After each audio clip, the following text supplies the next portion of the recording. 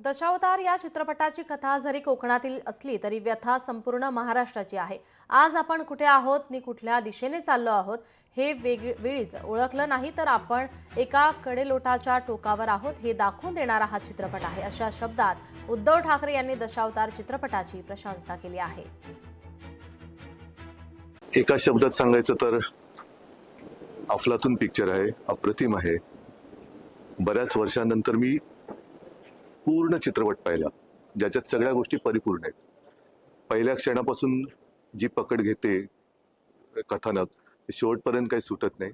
दिलीपजींबद्दल बोलायचं तर त्यांच्या अभिनयाबद्दल आपण कित्येक वर्ष त्यांना पाहत आलेलो आहोत।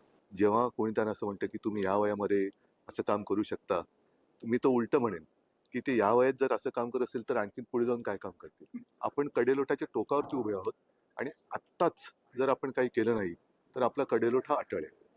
म्हणून हा चित्रपट सर्वांनी आवर्जून पाहावा अशी माझी मनोमन इच्छा आहे। लोकशाही मराठी ऐका, पहा, जागरूक रहा।